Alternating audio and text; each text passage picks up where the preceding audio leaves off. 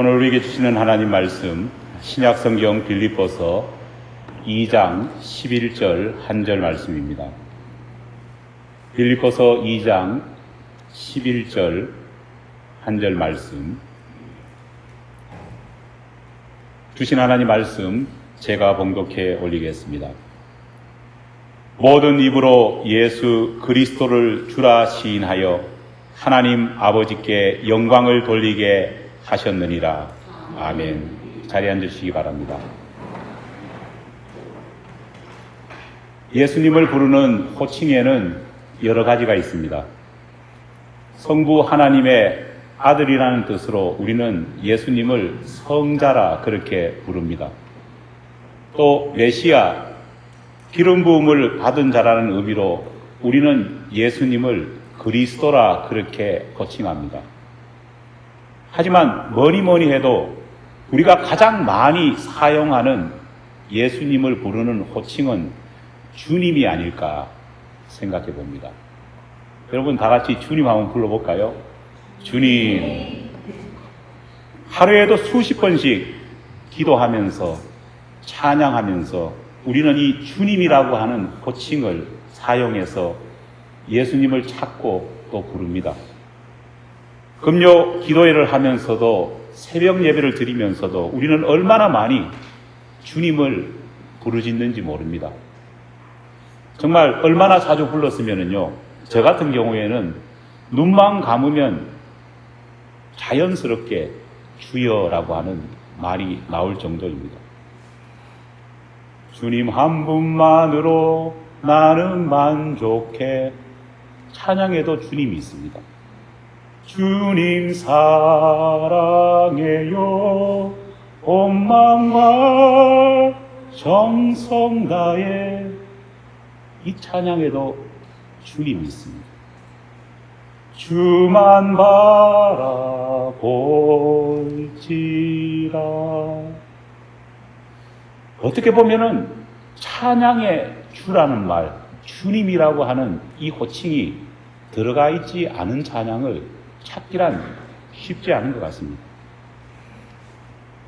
찬송 속에서 얼마나 자주, 얼마나 많이 주님을 우리가 고백하고 찾고 있는지 그 횟수를 헤아리기조차 힘듭니다. 그러다 보니까 주님이라고 하는 이 호칭은 그리스도인의 또 다른 상징처럼 그렇게 여겨지고 있습니다. 최근에는 세상 사람들이 기독교인을 조롱하고 놀리는 도구로 주님이라고 하는 이 호칭을 영화나 드라마를 보면 사용하는 것까지 우리는 알 수 있습니다. 하지만 여러분, 이처럼 자주 그리고 많이 우리가 주님이라고 고백하고 있지만 정말 우리 자신이 이 주님이라고 하는 고백에 담겨 있는 그 고백의 의미를 우리가 얼마나 알고 있을까요? 주라고 하는 이 고백에 담겨 있는 이 고백의 무게와 뜻을 우리는 얼마나 절실하게 느끼고 있는 것일까요? 아무 생각 없이 그저 주라고 하는 호칭, 주여, 주님, 아무 생각 없이 이렇게 우리가 외친다면요, 이것은 주문이나 감탄사와 다를 것이 없습니다. 아니 어찌면 하나님의 이름을 망령되이 일컫지 말라고 하신 하나님의 십계명을 우리가 날마다 어기고 있는지도 모릅니다. 주님, 주여라는 이 부름과 이 호칭과 이 고백에 담긴 뜻을 우리는 알아야 합니다. 과연 주님이라고 하는 이 고백, 주여라고 하는 이 고백 속에는 어떤 의미가 숨겨져 있는 것일까요? 주님이라는 말을 헬라어 성경은 큐리오스라고 하는 단어를 사용해서 표현하고 있습니다.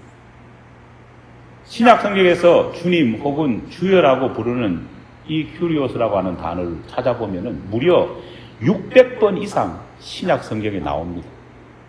그리고 그중 절반이 바울 서신에 집중되어 있습니다.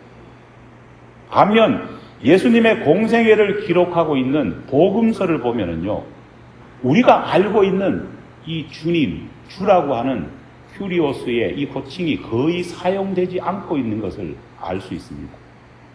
다시 말하면 예수님께서 부활하시기 전까지만 해도 이 주님이라고 하는 우리가 아는 이 호칭이 일상적이지 않았다는 것을 알 수 있습니다. 물론 예수님의 공생애를 기록한 복음서를 보면은요, 큐리오스라고 하는 이 단어가 간간히 나오긴 나옵니다. 하지만 이 큐리오스라고 하는 복음서에 기록된 단어들은 우리가 아는 주님이라고 하는 뜻과는 많은 차이가 있습니다. 왜냐하면 사복음서에 나오는 큐리오스라고 하는 이 호칭은 우리가 아는 주님이라고 하는 뜻이 아니라 선생님이라고 하는 뜻에 가깝기 때문입니다. 유대교 교리를 가르치고 전파하는 선생, 우리가 흔히 랍비라고 말하지요. 그 랍비를 부르는 호칭이 바로 큐리오스였습니다.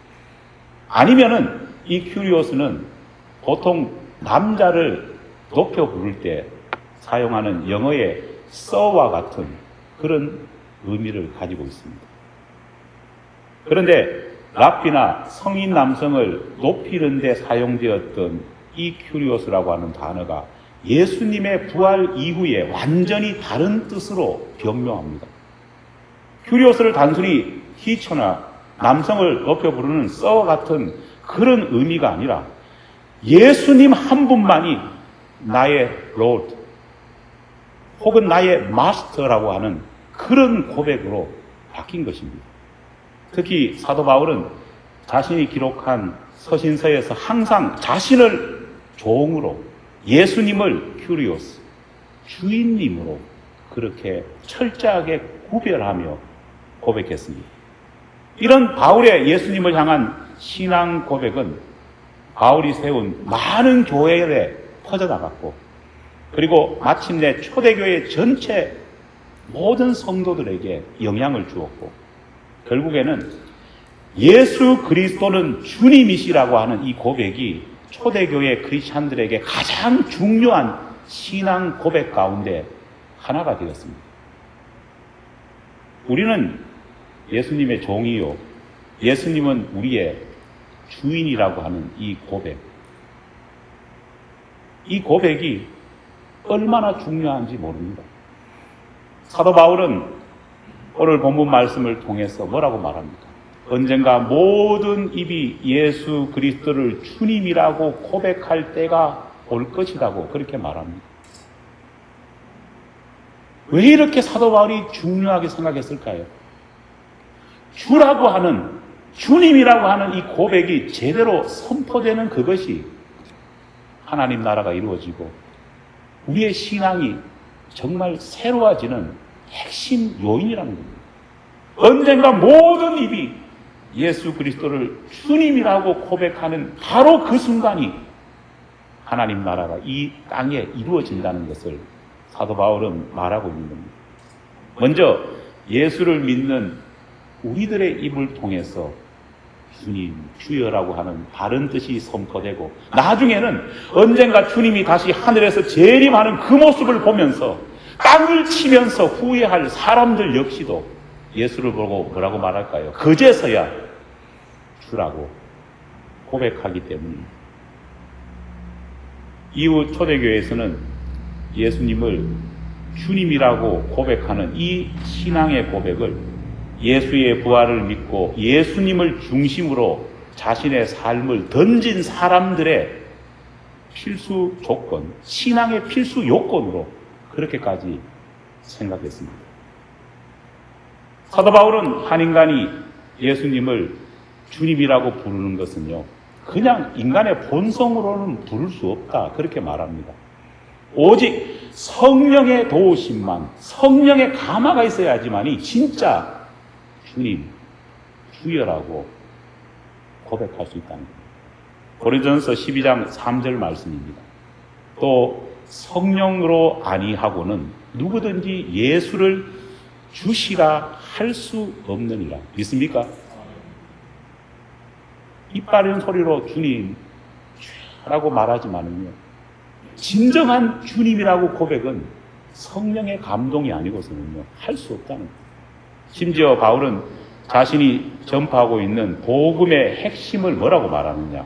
예수 그리스도가 우리의 주인이신 것과 우리 자신이 종인 것을 바로 알리는 그것이 복음의 핵심이다. 그렇게까지 말합니다. 고린도후서 4장 5절입니다.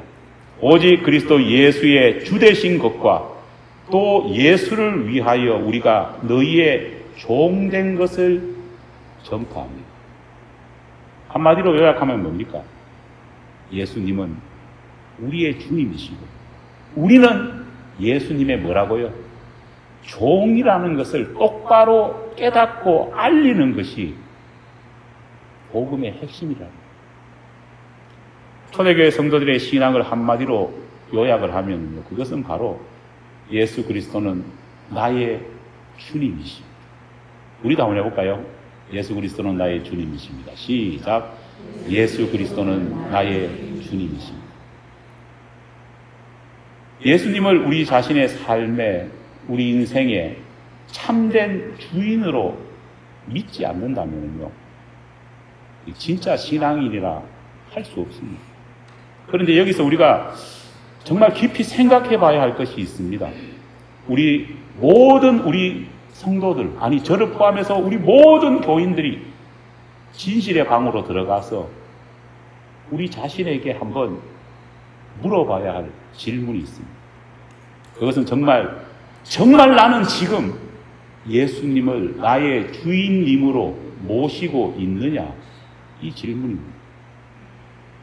나는 아무런 고난도 판단도 할 수 없는 노예라는 사실을 인정하면서 오직 예수님만 나의 주인임을 고백하며 내가 살고 있느냐? 사도 바울이 성경을 기록할 당시는요, 여러분도 잘 아다시피 로마 제국이 지배하고 있던 시대였습니다. 로마 시대는 철저한 신분제 사회였습니다. 노예와 그 주인은 말 그대로 하늘과 땅 차이에 신분의 간격을 두고 있었습니다. 노예가 주인의 명령에 거역한다면 여러분 어떻게 될까요? 바로 죽겠지요. 노예가 주인의 집에서 도망친다면 어떻게 될까요?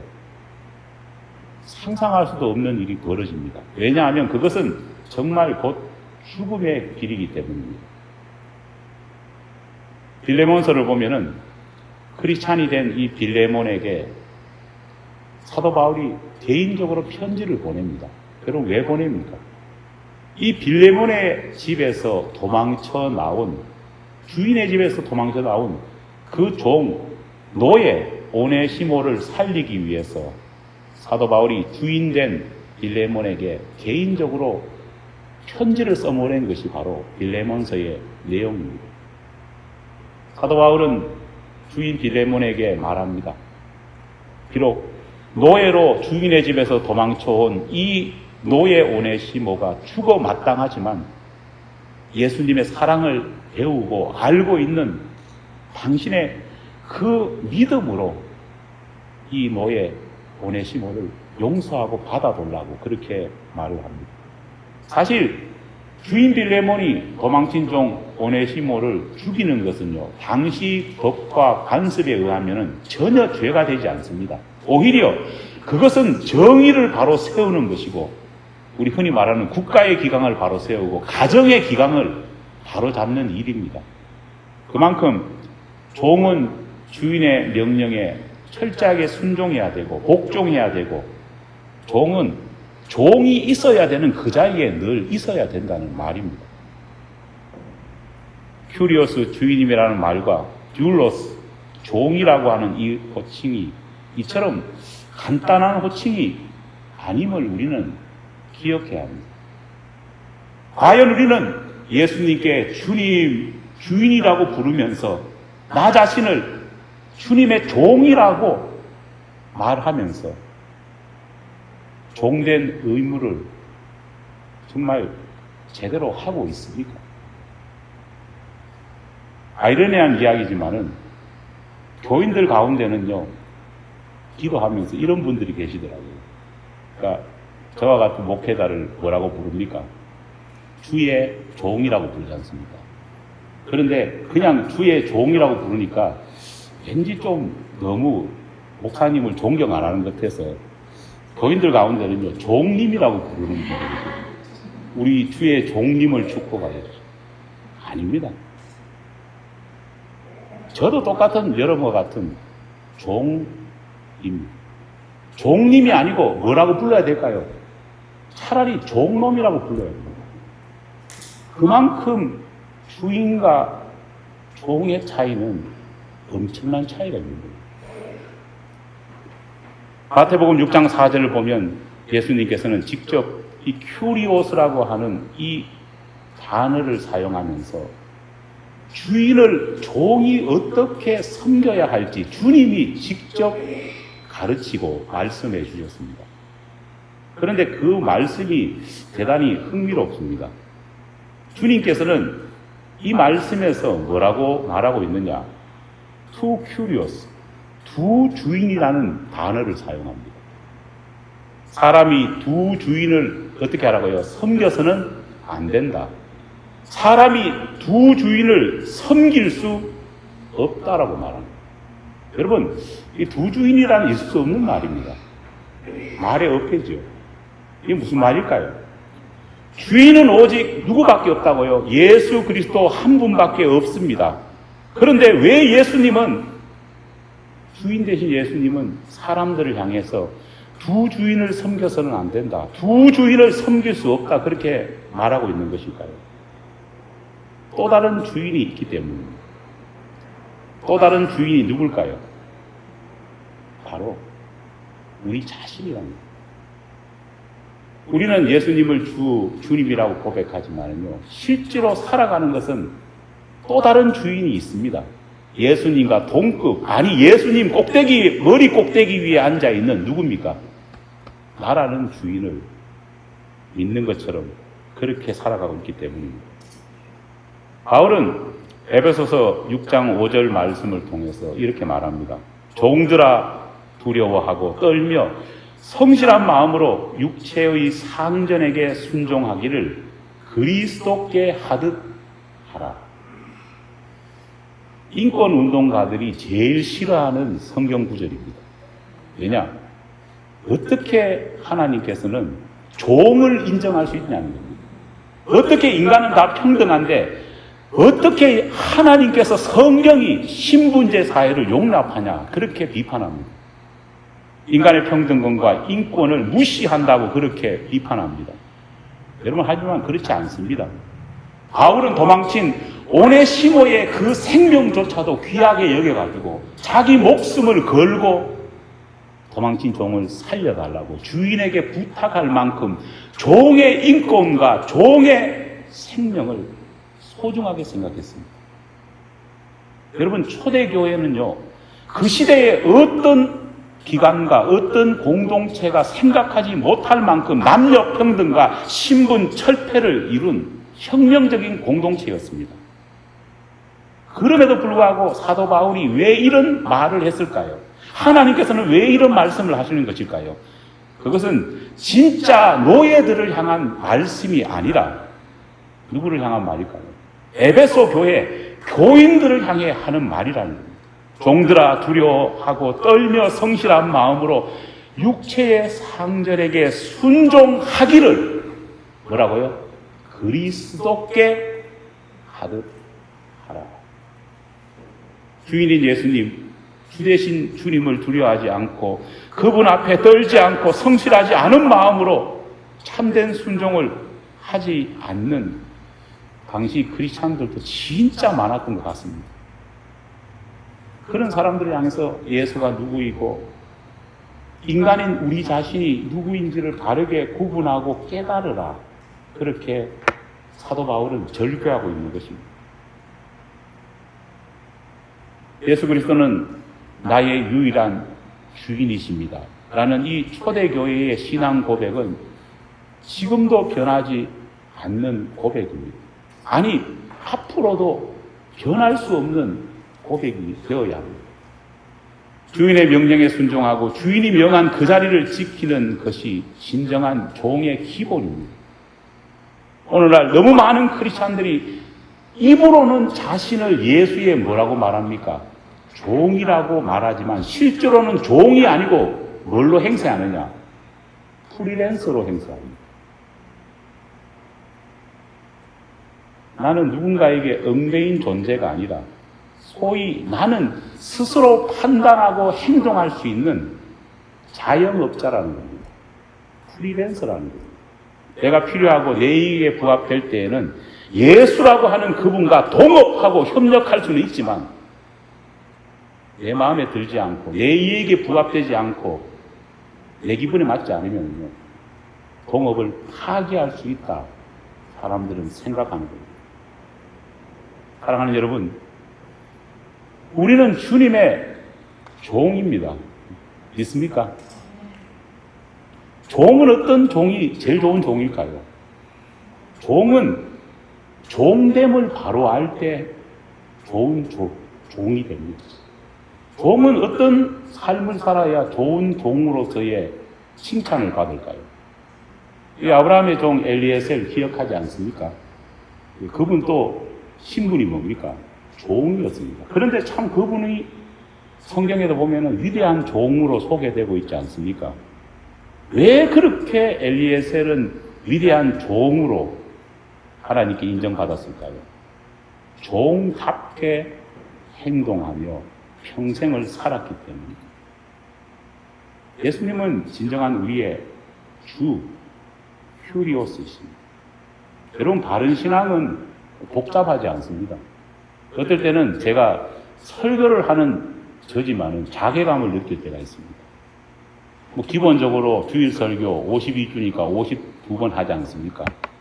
금요 예배도 있고, 새벽 예배도 있고, 여러분, 아침마다 제가 7시만 되면 어김없이 보내는 큐티도 있지 않습니까? 수많은 많은 말씀들을 여러분에게 전하고 가르치고 있습니다. 그런데 어떻게 보면요, 많이 가르칠 필요도 없습니다. 그렇잖아요. 여러분과 제가 붙들어야 될 복음의 말씀은요, 딱 하나입니다. 주인 대신 예수님을 주인답게 섬기고 종된 우리는 종답게 살아간다. 여러분, 종이 종답게 살아가야지 주인이 주인됨이 인정됩니다. 그렇잖아요. 종하고 주인이 그냥 막아먹고 살고 어깨를 마주하고 그렇게 산다면 이게 종하고 주인이 구별이 없잖아요. 종이 어느 날 들어가 아우 나 좀 피곤한데 주인님 방 쓰세요 한다면 이게 어디 주인하고 종이 구별이 되겠습니까? 종이 종답게 행동하고 그럴 때 누구의 영광이 높아집니까? 비로소 주인이 주인답게 되고 주인이 영광을 받는다는 것입니다. 우리 다 함께 한번 고백해 볼까요? 이렇게 한번 시키면은 또 이상한 바이브레이션도 하시는 분도 계시는데 주님이라고 한번 외쳐봅시다. 시작. 주님. 어떤 분들은 이 바이브레이션이 많아야지 더 영적이라고 하시는데 주님, 주여. 여러분, 방금 우리 모두는요, 예수님을 향해서 주님이라 고백했습니다. 여러분, 그 주님이라고 하는 말에 책임을 질 수 있습니까? 책임질 수 있으시겠습니까?